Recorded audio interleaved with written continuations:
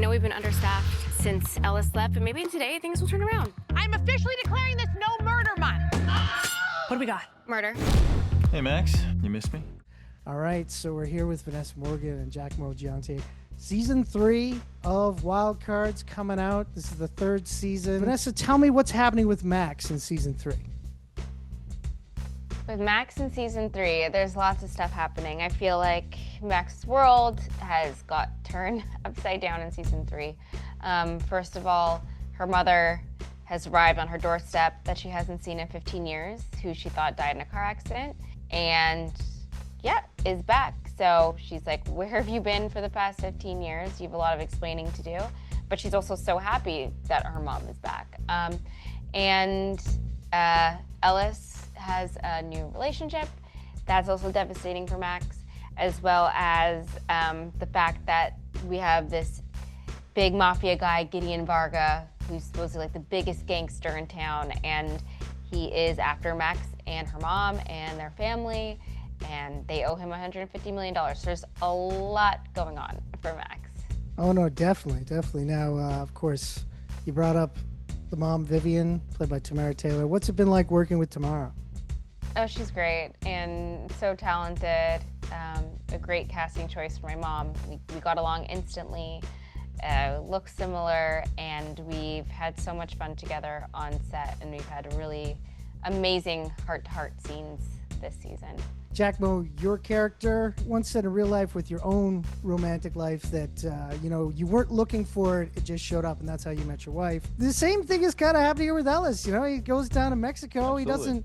Not looking for anything, not looking for anybody, and suddenly a brand new life is ahead of him at the moment.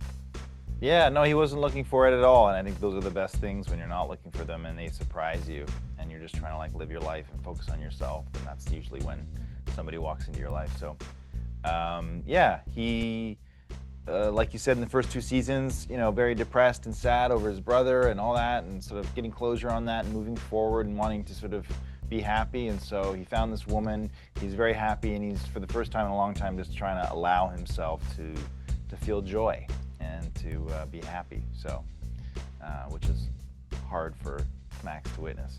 Yeah, I'd say so. Max is pretty used to the tense, uptight Ellis. Now he's very laid back, of course.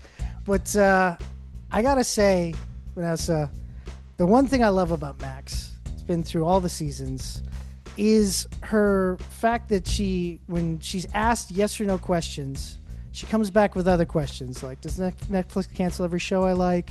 Does oat milk still taste disgusting? Yeah. Those one-liners are fantastic. Do you have a personal favorite from throughout the 3 seasons that have stayed with you? Ooh. Favorite kind of like Max line? Yeah. Huh.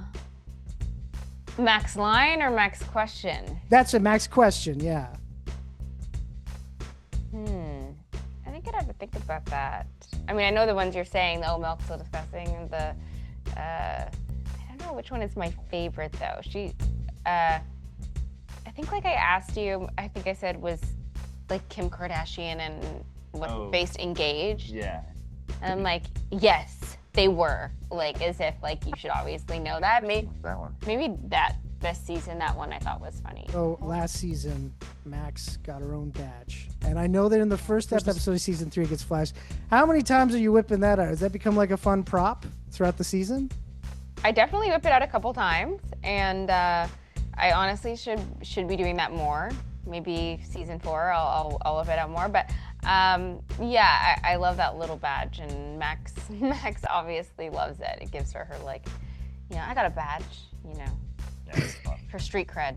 Giacomo, you said in previous interviews that when you're preparing for a scene that you write down stuff you want to do, your objectives in the scene, and then when you watch the show back, you're kind of critiquing it on, that worked, that didn't, sort of thing. Now that we're in the 3rd season, are a lot of your choices and instincts going into a scene, do you feel like you're pulling off those objectives more, or are you finding yourself still going, I could have done that better?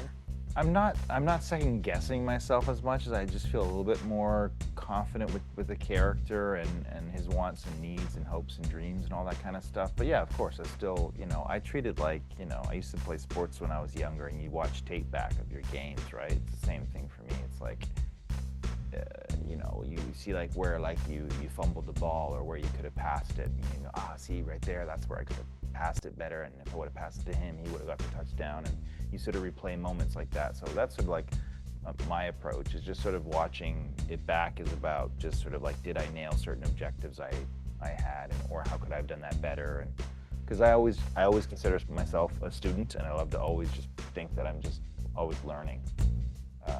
So that's my way of continuing to learn. This season, guest stars left and right here. Two ones that I saw that are coming up in upcoming episodes.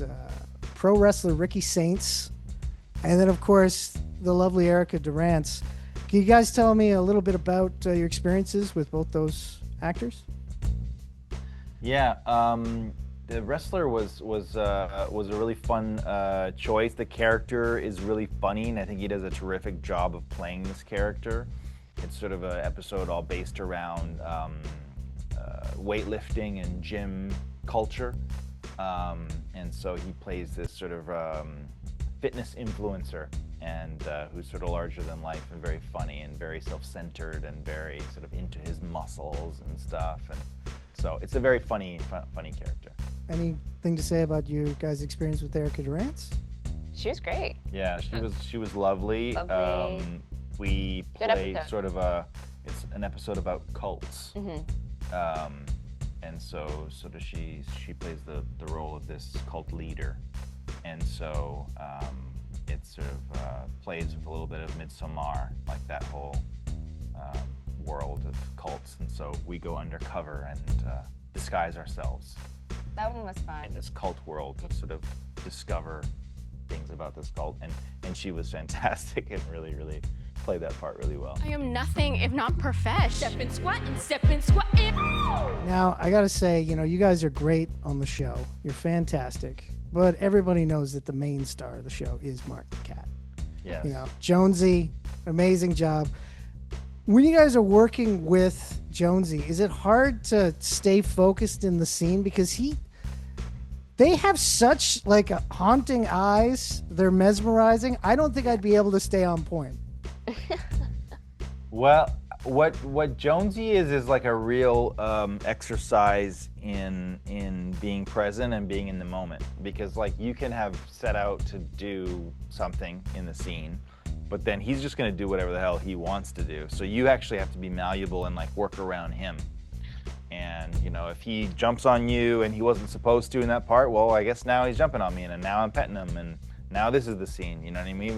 We have to kind of sort of like work around him and his needs in those things. So it's like, it can be challenging at times, but he's really cute, and the audience loves him, and so he's a great part of the show.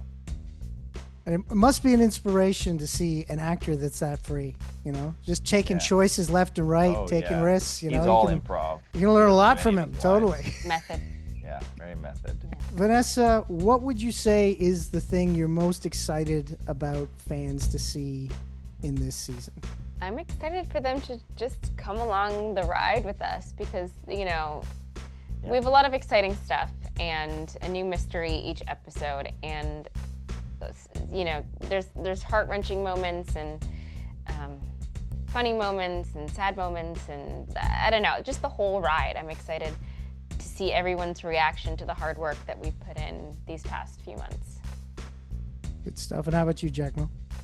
Yeah, I think that's a great answer. I think, although we build the show in a way that you can kind of pop in and watch an episode with not a lot of context and really have a good time, right? Because each episode is kind of self-contained.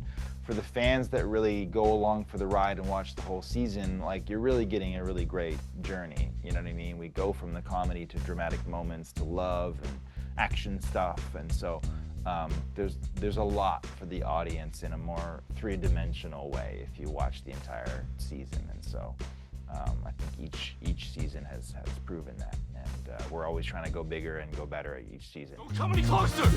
Got a bedpan? It's clean. Maybe not.